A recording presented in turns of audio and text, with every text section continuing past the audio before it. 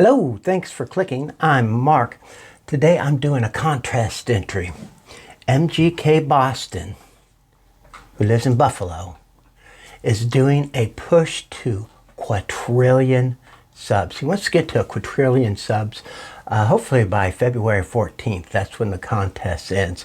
I'll link to him below so you can go over and watch the video.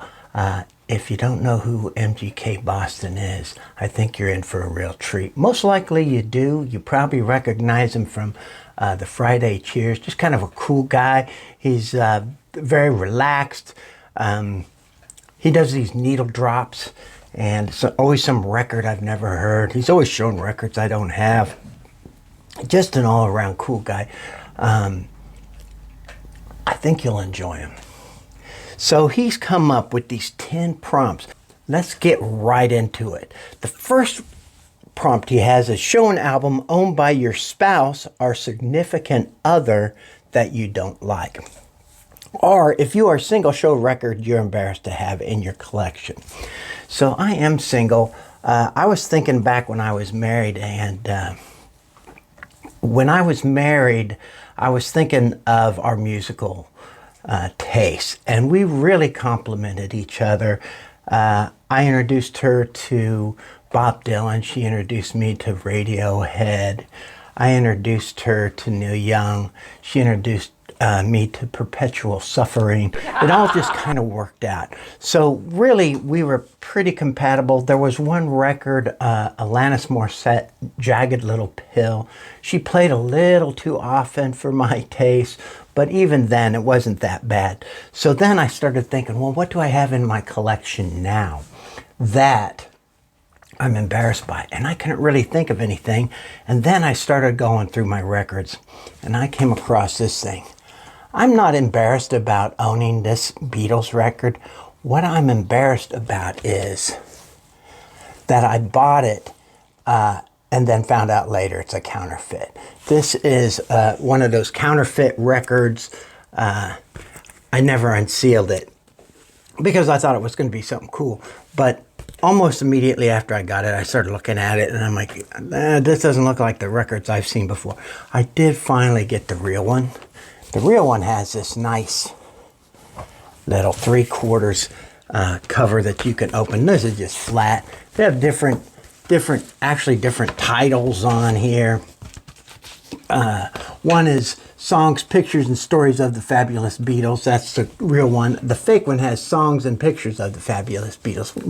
Missing some words. The back pictures, you can see this looks like a photocopy. This is crisp and clear. Anyway, I was a little embarrassed that I fell for that. And so that is what I'm doing for my most embarrassing record. Oh, and here's a great one. Number 2. This is not a music-related question at all. Show a favorite snack item and review it. So this is the main reason I'm doing this. I'm not doing it for the $5 gazillion Amazon card. I wanted to eat Wiley Wallabies all sorts. I love these things. It's a black licorice candy. Let me tell you a little story about these things. I have not had these in probably a year or more, but I love them. I'm diabetic, and last year I decided to pretend I wasn't. And so I was just like, you know what? I'm just going to do whatever I normally would have done. And I love these things. I was like a 2-day pack habit for a while. Anyway, I got really sick. You can't be doing that. You got to be careful. And so I didn't allow them in the house anymore. But then when this contest came up, I'm like, this is my excuse for getting this bag. So what it is, it's black licorice, but it's a lot sweeter than what you would probably imagine. It's the other thing about it is it's very textured. They're different shapes. Delicious. Oh man, I haven't had these for a long time. But I really love these things. Now, if you don't like black licorice, you probably won't like these, but it's not an overbearing black licorice. So those are my favorite snacks. Number 3, wear a cool shirt in your video and explain why you think it's a cool shirt. So this shirt may not be that cool, but it's cool to me. It has a sentimental value to me. There used to be a pizza and pub place in town called O'Toole's Pizzeria. The owner, his mother was 100% Italian. His father was 100% Irish. And he had this great combination of, he could make some of the best food, serve the best drinks, just a fun atmosphere. He was a big fan of live music. He played music himself. So there was always some kind of music going on there. He's one of those guys, once you got to know him, he would trust you to make your own drinks. And sometimes you may end up helping in the kitchen or washing dishes. It was just that kind of atmosphere. You kind of felt like you were part of the place. And I just loved it. I was there all the time, way too much. And sometimes if it was getting late and he wanted people to leave, he would let me actually perform some of my songs. So I'll put a little picture up of me performing at O'Toole's Pizzeria. I had to dig this thing out because I haven't worn it for a while. I'm a little surprised it fits. So that's my cool shirt. Then number 4, describe both a positive as well as negative concert experience. Show an album by one or both artists. So my positive is Lucky Peterson and Gatemouth Brown. These are some blues singers and guitarists. I saw them at a small venue. Anybody who's watched this channel for a while, I love music in small venues. They were playing at a local ballroom, and they were just so good. Just absolutely fabulous. Gatemouth Brown, he died shortly after I saw him. Had nothing to do with me, but his home was destroyed in Hurricane Katrina, and then he died like a month after that. And then Lucky Peterson, I think, died like 5 or 6 years ago. So neither one are there, but it was so great. Got to talk to him. I didn't ask for autographs because I didn't want to look uncool, but man, I loved talking to those guys, and they were so great, just a great sound. For my negative concert experience, I have to go with somebody who I just absolutely love, and I did see him later, and I was much better. But the very first time I went to see Bob Dylan, it was in the 1980s. I couldn't tell you the year. I'm sure somebody else could, though. It was in the 1980s, and we drove up to Minneapolis, and he was playing in the Metrodome with Tom Petty, and the Grateful Dead were opening up. And I might be wrong, but this is my memory, and my memory is not very good from this period for several reasons. But I don't think they'd ever had a musical guest in the Metrodome, and I don't think they realized how terrible the sound was going to be. It worked okay for the Grateful Dead because there was this just kind of reverb echo, and that was fine for the Grateful Dead. Worked out great. But then there was this 2-hour setup between Grateful Dead, Bob Dylan, and Tom Petty.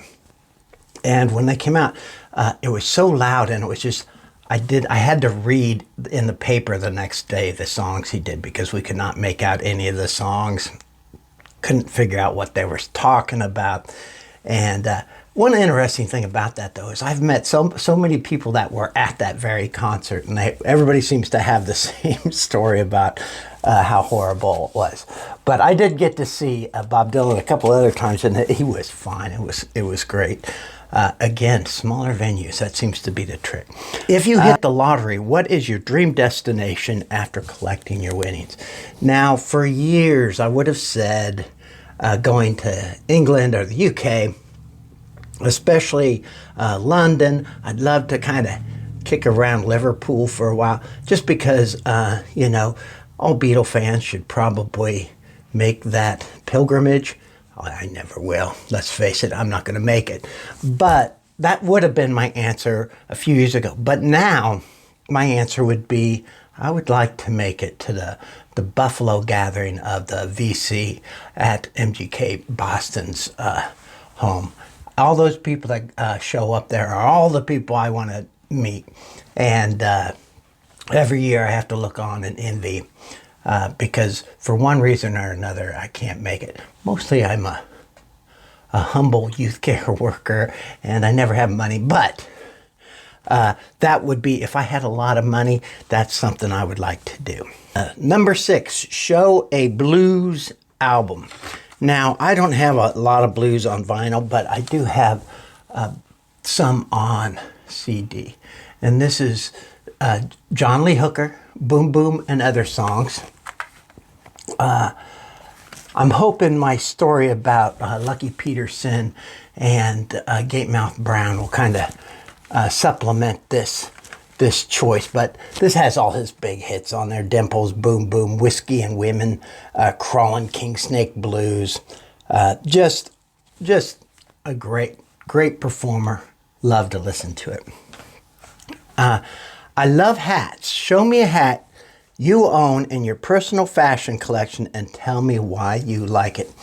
So, besides the hat I'm wearing and my one winter cap, I only have one other hat, and it's this one. It might look familiar.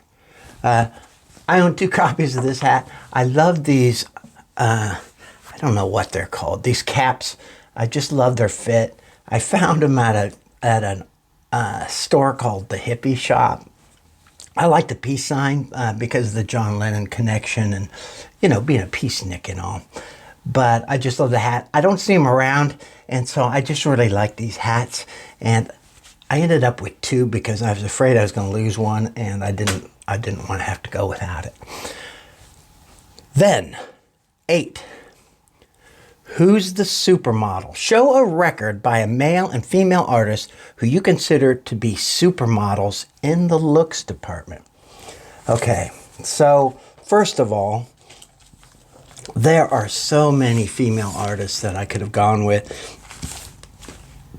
Sometimes these days I feel the looks is what gets you into the music business because there's so many attractive female artists. The one I'm going to go with, and unfortunately I don't think there's any pictures in these records, is Hope Sandeville from Mazzy Star. Hope Sandeville. I hope I'm pronouncing her name correctly. I've never heard it pronounced. I've just seen it a zillion times. But I'll put a little picture up of her. But when Mazzy Star hit the scene back in the day, I think a lot of people fell in love with Hope. And she has a beautiful voice. I love Mazzy Star. Love Mazzy Star. Now, there's only one male model that can really be considered for a supermodel, and that's Shane MacGowan from the Pogues. This is an EP called Poetry in Motion. But Shane, you're not going to do better than that. He has a great smile, just a handsome guy, and one of my favorite bands. Number 9, Make It Stop. Show a song you don't need to hear ever again. And I know somebody, I can't remember who, but they picked the Neil Young Harvest record, but they picked a song that I actually like a lot. I can't remember who it was. Somebody I really love and respect, but I can't remember who it was. But they picked A Man Needs a Maid. I actually really love that song. The song on here that I don't need to hear again is Heart of Gold. It seems like anytime radio or anybody plays Neil Young, it's Heart of Gold. And I love this song back in the 70s, maybe the 80s. By 90s, I was getting a little tired of it. In the 2020s, I don't need to hear it again. But I love you, Neil Young, and no disrespect, but I don't need to hear that song again. And then number 10, show an album with an excellent duet on it. And I don't know, somebody's probably shown this already. I haven't watched all the videos. I've watched quite a few, but not all of them. I'm going with Johnny Cash at Folsom Prison. And of course the song with June Carter, Jackson. Jackson, it's such a rockin' song. I love that song. Just great interplay between the two of them. Just a great duet. That is the final question. So I'm going to encourage you, go to MGK Boston's page, subscribe to Mike. He's almost there, guys. Just needs a little more push, and he'll be at Quatrillion. Thanks for watching, and I'll talk to everybody soon. Yeah, so don't be lost. Get over, subscribe, and you got to subscribe, because I'm going to a Quatrillion, and I'm not going to get there if you're just sitting back and not hitting subscribe. So do it. Do it several times. Do it to several exponents. Right? Shout out to Bojambo. He's really good at math. So next video, he can explain exponents to me. I always had a hard time with those things. Anyway.